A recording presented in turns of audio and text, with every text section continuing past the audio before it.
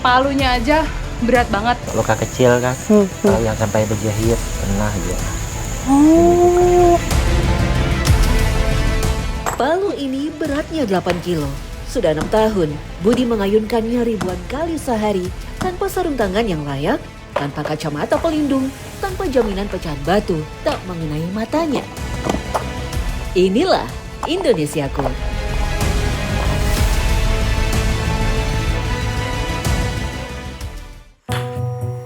Suara palu tadi bukan efek suara. Itu suara asli dari sebuah gua di wilayah Muara Uya, Kalimantan Selatan, tempat keluarga Budi menghabiskan sebagian besar waktunya setiap hari. Menelusuri ujung utara Provinsi Kalimantan Selatan, perjalanan ini menghantarkan kami melihat sisi lain kehidupan masyarakat.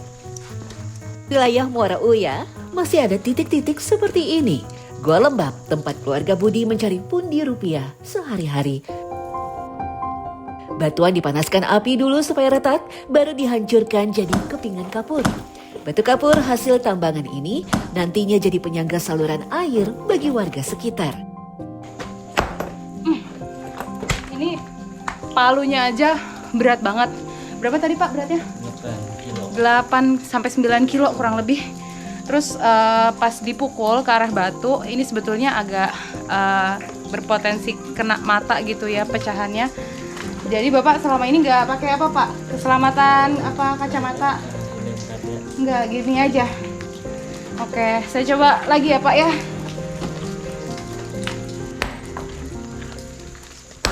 Sungguh lokasi yang tidak nyaman bagi anak yang masih berusia 2 tahun. Tapi tak ada pilihan lain. Inilah satu-satunya cara agar Budi dan keluarganya bisa melangsungkan hidup. Jadi kalau Bapak sendiri sudah berapa lama menambang kapur seperti ini Pak? Batu kapur? 6 tahun. Hampir 6 tahun. Nah dulu awalnya gimana Bapak tahu di sini, oh ini nih ada batu yang bisa ditambang isinya kapur gitu. Awalnya gimana Pak? Dulu itu kan kayak sopir nanya-nanya di mana ngambil batu. Jadi suatu hari jalan-jalan ke sini kan, melihat lokasinya sesuai, coba-coba, lalu ada hasilnya ya langsung jalan hari ke hari ngambil batu kan gitu. Sebenarnya beresiko nggak sih Pak buat Bapak? Kalau tadi Bapak bilang nggak pakai alat keselamatan sama sekali gitu. Bapak pernah kena punya pengalaman apa nggak gitu? Misalnya kena ciprat batu gitu, kayak gitu pernah? Sering kalau yang luka kecil kan, kalau yang sampai berjahit pernah juga. Oh, ini karena menambang batu kapur? Pas lalu pukulannya terbang, pada sini tadi berjahit. Kena si palunya? Batunya. Oh batunya yang mungkin tajam gitu ya ujungnya ya? Kena gitu. Oh gitu. Terbang langsung ke tangan. Oh, sampai dijahit? Itu Bapak nggak kapok Pak? Enggak.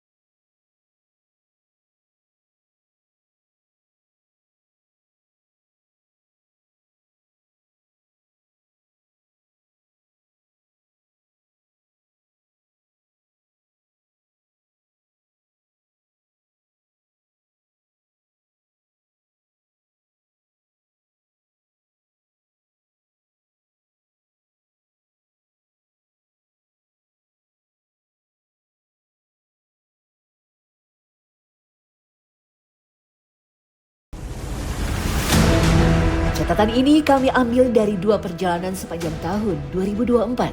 Satu di ujung utara Kalimantan, satu lagi di ujung timur Nusa Tenggara. 2 pulau berbeda, 2 waktu yang terpaut 2 bulan. Saat itu, keduanya direkam sebagai 2 tayangan yang berdiri sendiri-sendiri. Tapi saat kami memutar ulang kedua rekaman ini, satu pertanyaan yang sama muncul berulang kali. Kenapa kekayaan alam sebesar ini bisa sama sekali tak berharga? Pertanyaan itu yang membawa kami kembali membuka kedua arsip ini. Satu cerita yang sama-sama belum selesai. 2 desa ini tak pernah saling kenal. Tak ada warganya yang pernah bertemu.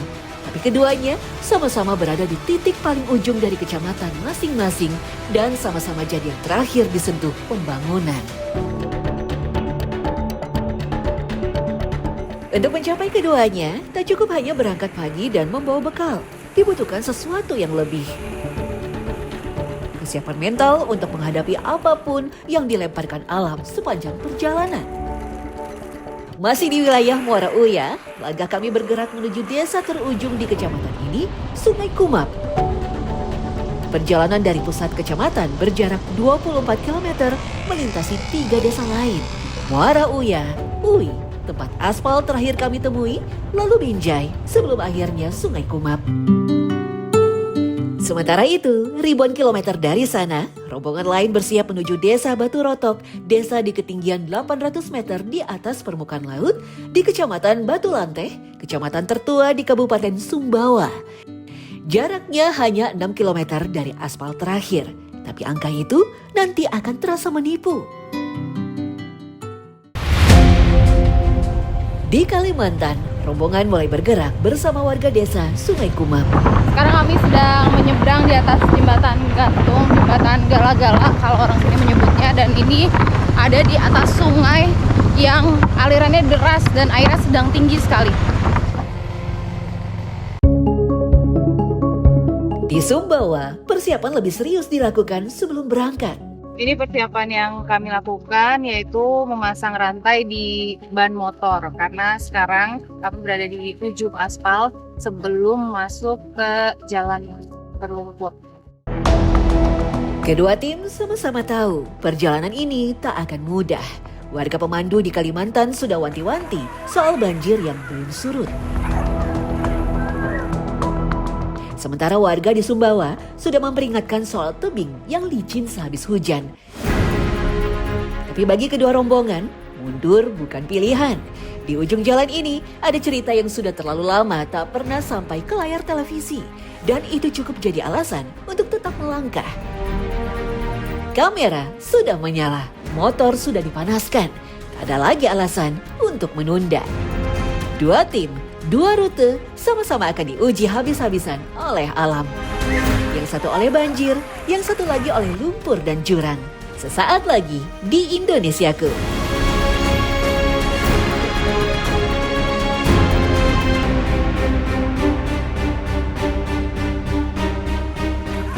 Di Kalimantan, di musim hujan tak jarang Sungai Ayu meluap sampai ke daratan. Baru saja memulai perjalanan, langkah terhenti melihat air tergenang di hadapan. Jadi di depan kami ini jalanannya banjir dan malah dimanfaatkan oleh anak-anak untuk bermain di kubangan banjir. Jadi kita bisa lewat nggak sih kira-kira nih Bang? Boleh lewat. Kayaknya akan tenggelam ya? Atau mau diterabas saja? Kita coba. Kita coba ya. Rombongan menerabas kubangan banjir sebab masih bisa dilintasi meski harus menyusuri air. Rupanya kubangan tadi hanya rintangan awal. Tak jauh dari situ, kami dihadapkan kembali dengan genangan air.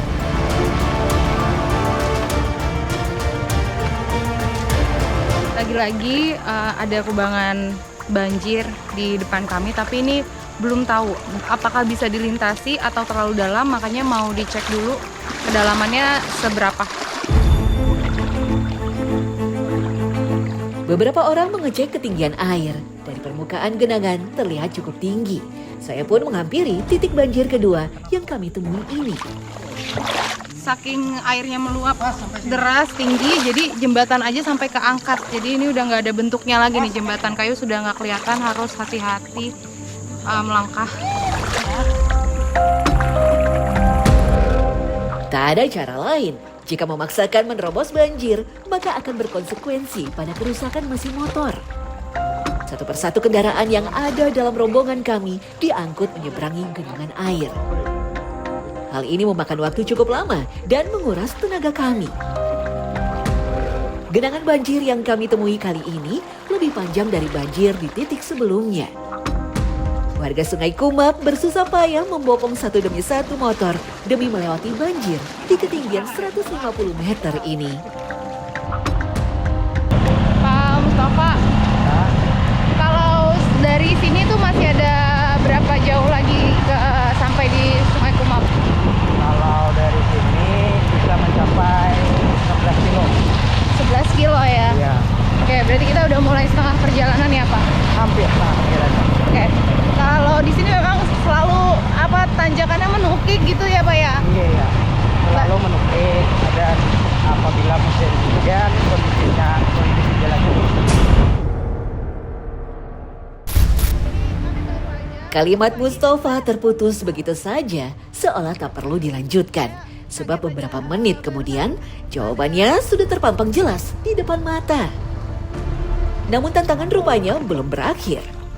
Nah ini kubangan air yang ketiga yang harus kami lintasi. Dan ini semakin ke sana tuh semakin lebih dalam lagi dan panjang. Lebih panjang dari yang sebelumnya, makanya mau nggak mau bikin perahu rakit untuk motor menyeberang. Ya, ini yang dinamakan belajar dari pengalaman. Kali ini, rombongan membuat perahu rakit agar lebih hemat waktu dan tenaga saat menerjang banjir. Batang bambu diikat satu persatu. Secara bergantian, motor dinaikkan ke atas rakit untuk menyeberangi genangan.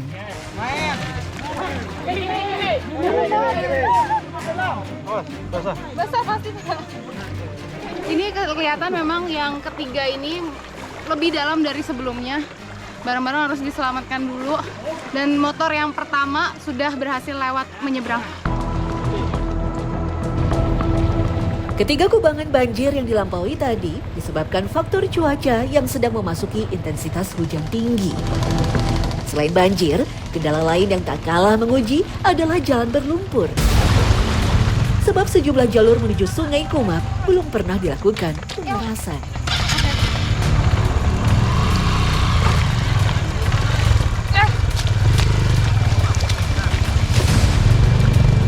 Ini kondisinya lumpurnya tebal banget. Masih ada akses jalan yang sangat jauh dari kata layak. Mau sampai kapan janji-janji kampanye sulit realisasi di pelosok negeri? Pertanyaan itu terlontar begitu saja di tengah lumpur. Bukan direncanakan, bukan diskenariokan. Hanya keluar dari kelelahan yang sudah menumpuk sejak beberapa jam sebelumnya.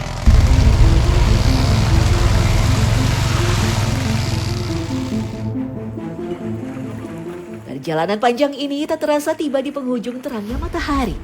Setelah istirahat sejenak, rombongan melanjutkan perjalanan ke dalam gelap. Ini hari sudah gelap. Nyangkut. Dan kami masih di perjalanan belum sampai di Sungai Kumap, padahal tadi sudah berangkat dari siang. Dan lagi-lagi nih kami bertemu dengan kubangan banjir di udah nggak ada penerangan kayak gini. Rintangan untuk tiba di Sungai Kumap belum juga berakhir. Banjir masih harus ditempuh kala hari sudah gelap. Sebagian motor yang ukurannya lebih tinggi menerabas genangan air, sementara motor bebek lainnya dinaikkan ke atas sampan milik warga terdekat yang dipinjam untuk melewati banjir. Tak ada cahaya selain lampu motor yang redup. Setiap orang harus saling menjaga jarak pandang satu sama lain, sebab sekali terpisah dalam gelap seperti ini, sulit untuk kembali menemukan arah. Sebab sama sekali tak ada penerangan jalan. Ini perjuangan kami belum berakhir. Ada satu spot yang lumpurnya tuh tebal banget dan sebelah kirinya ini jurang. Sungguh perjalanan yang sangat lengkap. Genangan banjir, lumpur hingga longsor ditemui dalam satu rangkaian waktu. Akhirnya setelah perjalanan yang sangat melelahkan dan sangat panjang, akhirnya kita sampai di Desa Sungai Kumap setelah 8 jam di jalan. Tak ada sambutan meriah, hanya lampu-lampu redup rumah warga dan rasa lega yang sulit diungkapkan dengan kata-kata.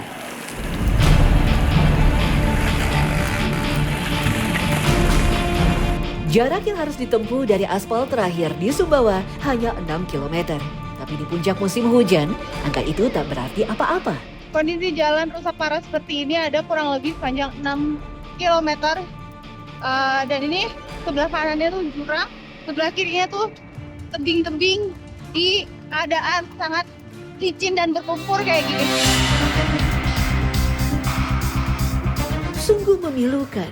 Jalur seperti ini jadi keseharian masyarakat Batu Rotok jika ingin mobilitas keluar masuk desa.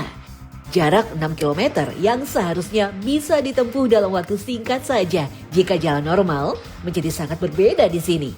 Motor harus didorong bersamaan agar lolos dari tanjakan curam. Kami bahkan harus lebih banyak berjalan kaki daripada dibonceng.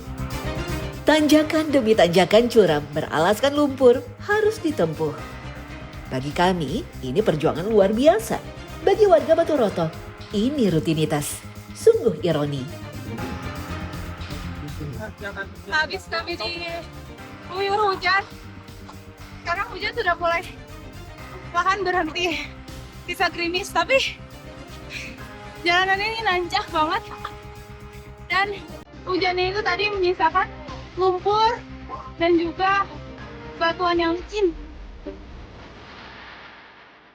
Kondisi jalan di tengah perbukitan membuat pohon tumbang dan memicu longsor. Di beberapa titik, penumpang harus turun dari motor karena kondisinya tak memadai. Selain tanjakan, kami juga dihadapkan dengan turunan yang curam.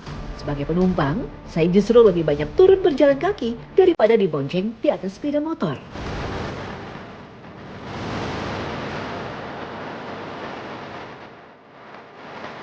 Ada 2 jalur menuju Batu Rotok, via Desa Tepal dan via Kecamatan Orang Telu. Saat musim hujan seperti sekarang, keduanya sama-sama memilukan. Padahal, proyek pembangunan jalan di wilayah Batu Lante sebenarnya tak hanya direncanakan sampai Desa Tepal, tapi menyentuh hingga ke Batu Rotok. Kenyataannya, aspal itu berhenti jauh sebelum mencapai desa paling ujung di kecamatan ini. Saking sulitnya, perjalanan yang dimulai sekitar pukul 2 siang diestimasikan warga baru akan tiba selepas maghrib, hambatan seolah tak habis mengakhiri. Setelah mendorong motor, berjalan kaki di lumpur, dan melewati tebing demi tebing, rombongan akhirnya tiba di Desa Batu Rotok dalam kegelapan yang sama persis dengan yang menyambut rombongan di Sungai Kumap, Kalimantan. 2 tim, 2 pulau, tiba dalam kondisi yang nyaris identik, basah, kotor, dan kehabisan tenaga. Begitulah kenyataannya di lapangan. 1 jam penuh hanya untuk menyeberangkan motor di genangan kedua Kalimantan. Di Sumbawa, kami bahkan lebih sering berjalan kaki daripada dibonceng sepanjang 6 km. 2 angka yang terdengar kecil, tapi bagi siapapun yang pernah merasakan sendiri berapa lama 1 jam di tengah banjir, atau berapa jauh 6 km ketika harus ditempuh dengan kaki telanjang di atas lumpur, angka-angka itu terasa jauh lebih berat dari yang tertulis. Itulah kenyataan angka di jalanan, jarak tempuh dan panjang jalan yang tak sebanding. Kedua perjalanan kami itu sama-sama membutuhkan hampir seharian penuh. Bukan karena jaraknya jauh, tapi karena jalannya tak pernah benar-benar ada. Di kedua titik, tak ada helikopter yang bisa dipanggil, tak ada jalan pintas yang bisa diambil. Hanya motor, otot, dan tekad untuk terus melangkah. Dan sekarang, kamera Indonesiaku akan menunjukkan apa yang sebenarnya menunggu di ujung perjuangan itu. Ironi yang justru baru dimulai. Kekayaan yang seharusnya menyambut kedua tim dengan senyum malah menyimpan kenyataan yang lebih menyakitkan dari perjalanan itu sendiri. Sesaat lagi di Indonesiaku, usai 8 jam perjalanan, Sungai Kumap menyambut dengan mandai kulit buah cempedak yang digoreng. Bukan buahnya yang diolah, tapi kulitnya. Sederhana, tapi jadi komoditas unggulan desa ini. Bu Jamila, ini tuh pertama kalinya buat saya nyobain makan mandai ini. Ternyata pas digigit, nggak disangka-sangka ini kulit buah gitu ya Bu ya. Dan emang Ibu makan ini sering? Sering. Biasa diolah ya? Biasa dioseng. Kalau sekarang melihat kondisi kampung Ibu ya, sebenarnya apa sih yang paling dibutuhkan gitu?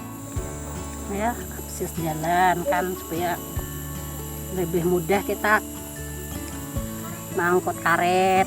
Ya kendalanya jalan Bang satu-satunya kami di sini.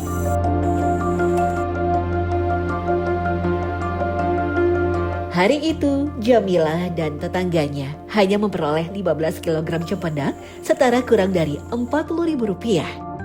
Harganya cuma Rp2.500 per kilogram.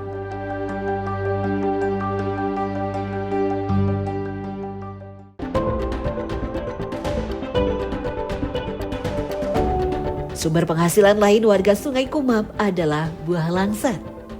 Kebunnya terpisah jauh dari pemukiman, hanya bisa ditempuh lewat sungai yang sewaktu-waktu bisa tertutup pohon tumbang. Pohon yang tumbuh di sekitar ruas sungai merupakan pohon besar yang usianya sudah ratusan tahun. Pengemudi perahu mengakui ini bukanlah yang pertama kali dialami. Di tengah jalan ini sudah mulai turun hujan dan ternyata tepat depan kami ada pohon yang tumbang dan menutup seluruh badan sungai.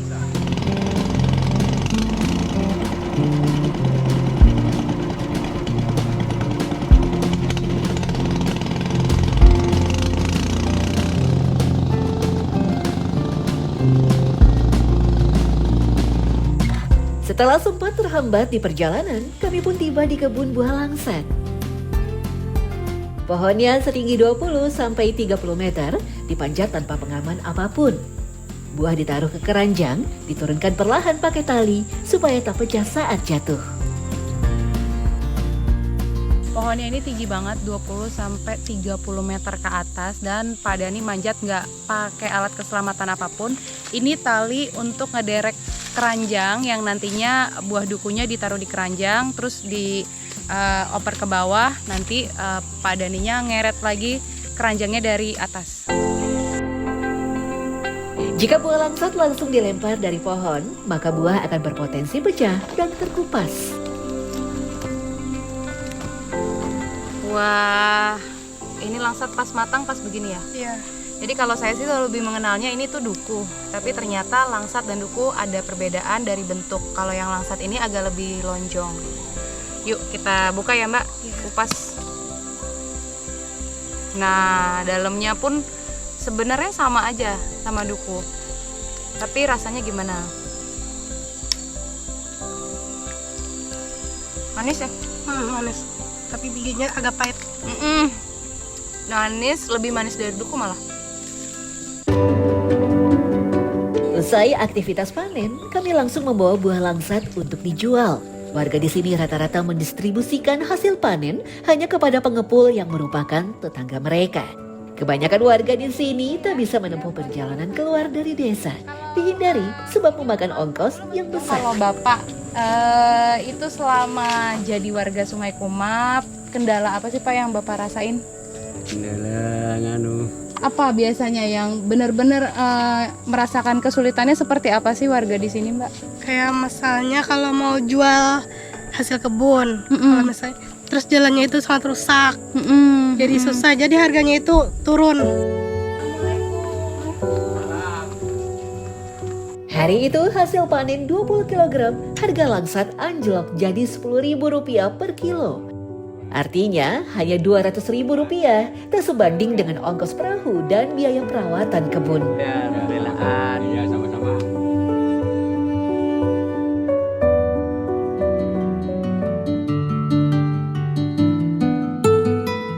Di Batu Rotok, alpukat panen 2 kali setahun.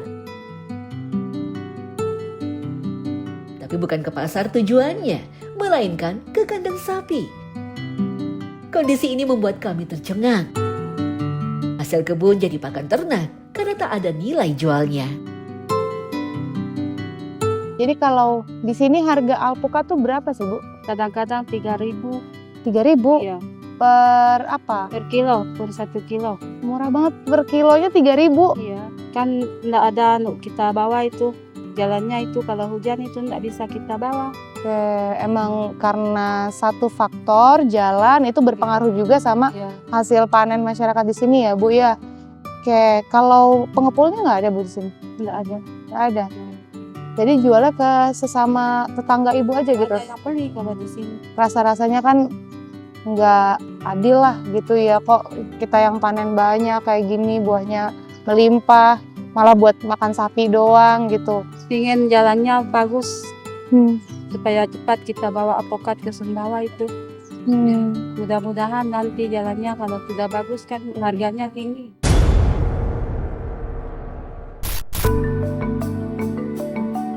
Minyak lala, minyak kelapa yang dicampur akar kayu turun-temurun dipercaya berkhasiat untuk luka dan jantung.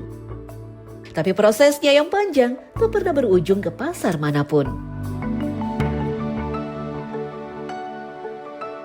Kami mau membuat minyak kelapa atau orang sini bilangnya melala karena sebutannya tuh minyak lala. Nah, sekarang udah ada di pohon kelapanya. Bang Hardi nanti mau manjat ke atas pohon yang kurang lebih tingginya ini 10 meter. Dan kelapa yang diambil itu harus kelapa tua atau yang sudah berwarna coklat. Yuk Bang, silakan, hati-hati ya.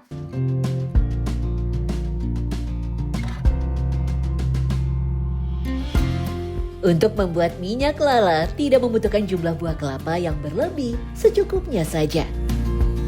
Kami pun langsung mengumpulkan buah kelapa yang sudah jatuh ke dalam karung.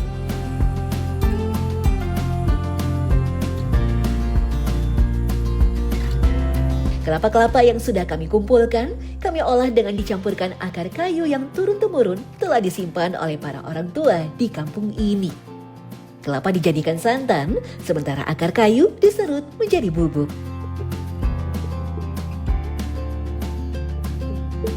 Nah, ini proses akhir, santannya sudah dimasukkan ke dalam wajan dan sudah dicampur juga nih dengan kayu yang disimpan sejak lama. Ini yang dipercaya berkhasiat, bisa diminum, untuk menyembuhkan luka, dioleskan juga bisa. Sekarang tinggal nunggu jadi ya Pak ya, untuk santannya ini berubah jadi minyak. Rebusan santan hingga berubah menjadi minyak tak memerlukan waktu yang lama. Namun rupanya, ampas minyak di sini menjadi salah satu menu yang biasa disantap masyarakat. Namun tak serta-merta ampas minyak saja yang dimakan. Kandungan dari minyak kelapa yang sudah dicampur dengan akar kayu ini memiliki kadar kolesterol baik, bahkan untuk mencegah penyakit jantung. Dari proses yang sudah dijalankan turun-temurun itu, faktanya minyak ini tak pernah sampai ke pasar manapun. Yang dipercaya berkhasiat turun-temurun gitu ya Pak ya, itu nggak diperjualbelikan Pak? Enggak, karena kalau kita bikin itu kemana kita jual, enggak ada jalannya itu. Gitu. Kita, Padahal mungkin orang di luar sana banyak yang cari ya Pak ya, banyak orang yang cari. untuk pengobatan ya Pak ya. Oh gitu. Jadi di sini malah nggak ada nilainya Pak ya? Nilainya Gitu. kita bikin hanya untuk makan aja. Satu kalimat itu terucap sederhana tapi menyimpan harapan yang besar. Syarafuddin tak meminta bantuan, tak meminta uang. Ia hanya ingin jalan supaya warisan leluhurnya bisa jadi penghasilan, bukan sekedar kebutuhan makan sehari-hari. Yang paling kecil siapa nih di sini? Penerangan seolah menjadi kebutuhan yang sulit terrealisasi. Ya, saat kami datang ke sana, tak ada akses listrik PLN bagi desa Batu Rotok. Warga hanya mengandalkan tenaga surya dan pembangkit listrik tenaga air swadaya yang meredup setiap malam. Sekarang saya sedang mengikuti kegiatan anak-anak kalau malam hari. Mereka mau berangkat ke masjid dengan kondisi gelap gulita karena memang nggak ada listrik sama sekali, jalannya becek, dan kondisi malam hari di Desa Batu Rotok ini cukup dingin sekali. Tapi semangat anak-anak luar biasa. Mereka tetap mau datang ke masjid untuk belajar mengaji.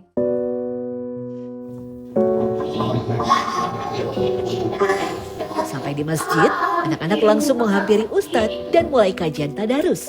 Suasana yang amat hikmat sungguh terasa meski harus melewati malam dengan penuh kegelapan seperti ini. Jadi ini salah satu kegiatan anak-anak rutin dilakukan memang kalau malam itu rajin datang mengaji ke masjid. Mereka tetap semangat walaupun di sini kondisi fasilitas listrik tidak memadai.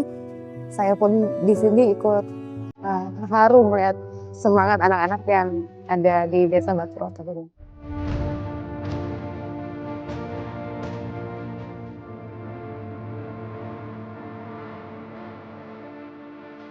Dua pulau, dua perjalanan, satu kesimpulan yang sama persis. Di Kalimantan, Budi memecah batu dengan tangan kosong sebab tak ada jalan lain untuk menghidupi keluarganya.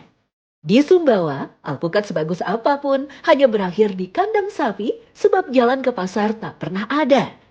Dan Syarafuddin hanya bisa berharap suatu hari minyak lalang warisan leluhurnya bisa dijual ke luar desa. Yang hilang bukan hasil buminya, tapi harganya. Dan harga itu hilang persis di titik jalan berakhir. Sila kelima Pancasila berbunyi keadilan sosial bagi seluruh rakyat Indonesia. Tapi bagi Budi di dalam gua dan bagi Reni yang berjalan ke masjid dalam gelap, keadilan itu masih sejauh jalan yang belum juga dibangun. Tanpa jalan, tanpa harga.